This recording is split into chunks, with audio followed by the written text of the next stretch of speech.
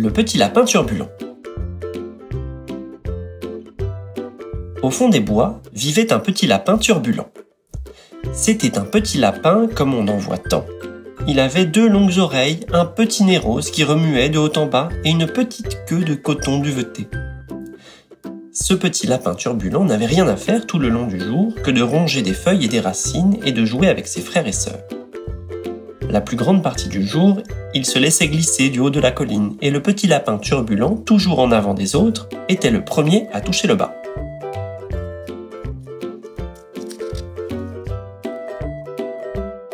Tous les petits lapins auraient été très heureux s'il n'y avait eu la belette qui vivait dans un trou parmi la forêt. Elle était toujours prête à manger des petits lapins pour son déjeuner. C'était une belette très sournoise.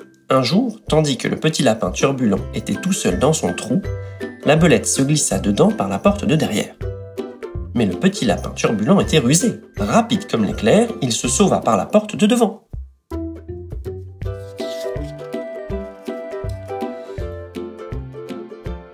Il avait tellement peur qu'il courut jusqu'à ce qu'il arrivât au bout de la forêt. Jamais auparavant, il n'avait vu un endroit aussi beau. Il y avait de grandes collines, des routes qui montaient et qui descendaient, de vastes champs et un joli ruisseau, et un village avec de la fumée qui sortait des cheminées. C'était magnifique. Mais le petit lapin turbulent ne s'intéressait guère aux collines ou aux champs, non plus qu'aux ruisseaux ou aux petits villages.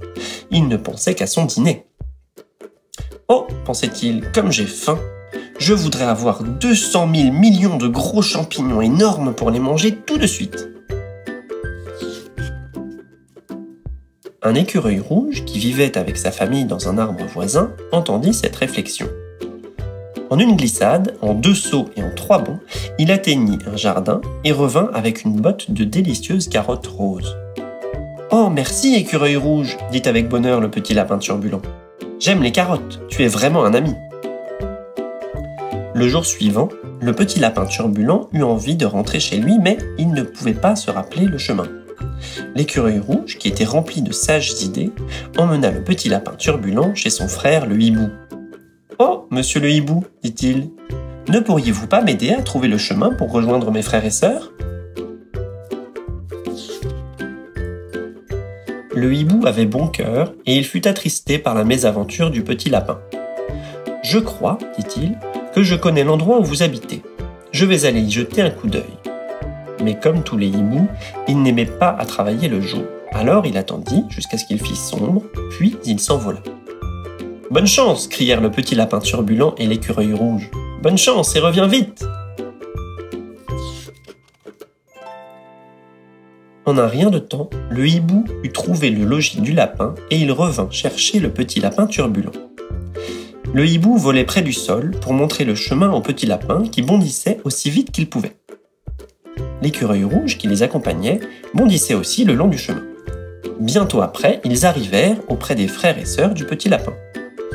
« Alors ?» demanda le petit lapin turbulent. « Hélas !» s'écrièrent les petits lapins. « La vieille belette sournoise est venue encore ce matin. Elle a mangé notre grand-mère juste sous les yeux de papa pour son déjeuner. »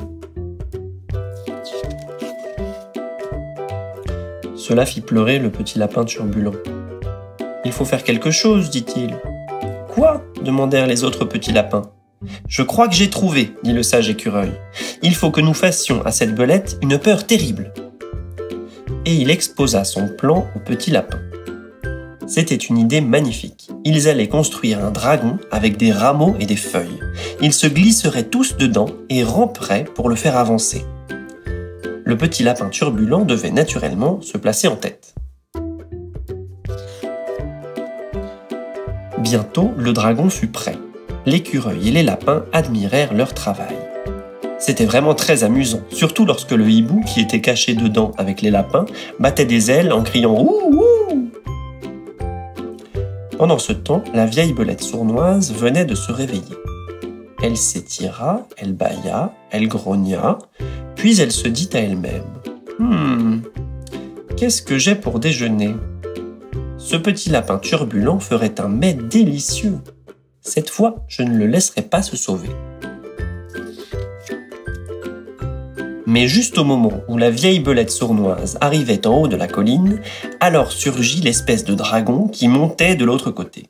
Il battait des ailes, agitait sa queue, et il criait d'une voix terrifiante « Wouh, wouh, wouh !» La belette fut épouvantée. Elle eut tellement peur que pendant 1 minute, elle ne pouvait même plus bouger. Puis elle tourna bride et se sauva. Elle se sauva si vite qu'elle buta contre un rocher et roula jusqu'en bas de la colline. Il lui fut impossible de courir plus loin parce qu'elle s'était écrasé le nez, meurtri les jambes et tordu la queue à tel point qu'elle la garda courbée jusqu'à la fin de ses jours. Les petits lapins bondissaient de joie. Le jour suivant, la vieille belette sournoise, toute couverte encore de blessures et de bosses, s'en alla très loin de ces bois. Jamais plus elle n'a tenté de manger un petit lapin turbulent pour son déjeuner. Et voilà!